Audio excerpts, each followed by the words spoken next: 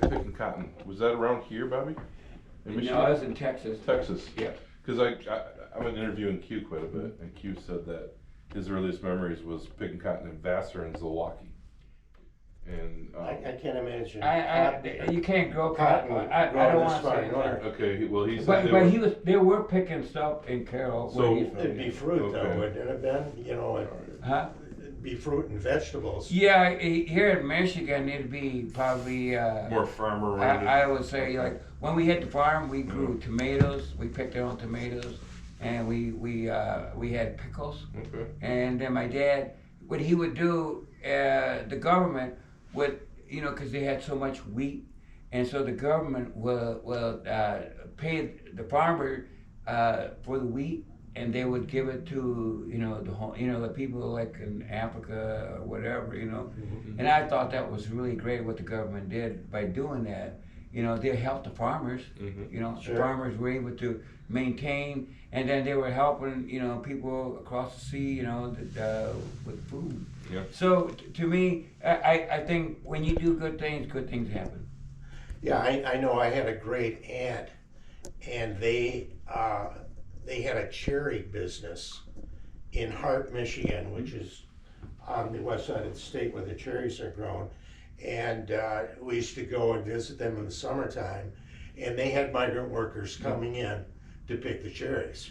I'm sure that was probably the case throughout that whole area, at that time. You didn't have any machines that could do it. You had to have people doing things and picking things by hand. Now, when you started, you were a trio basically, playing just instrumentals. Right. Yeah. So the fourth member then is when you bring Question Mark in? Yeah. What happened was we did a couple gigs. I remember. How they had the Greek festival inside? Sure. It's really huge.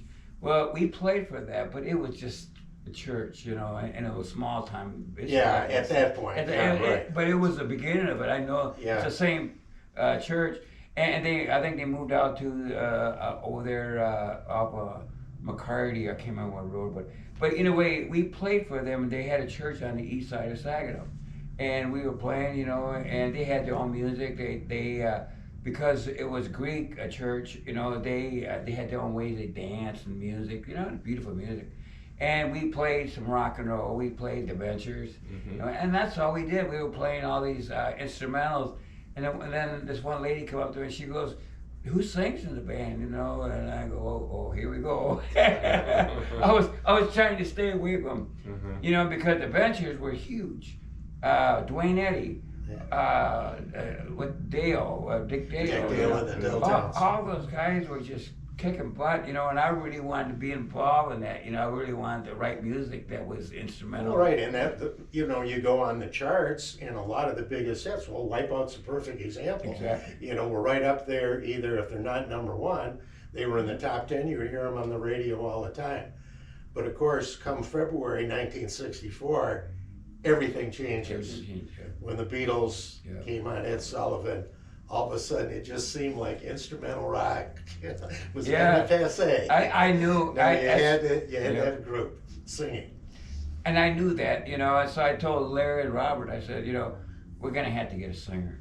I said, as much as I love playing instrumentals, if we want to play out, do the team dances, because it was like Scott Morgan, and his band, I was aware of them. There was a lot of bands that were playing in the local area, like Chad did, Rollaire was so big in the summertime, and you started to see the other team clubs starting to form too. Daniel's Den.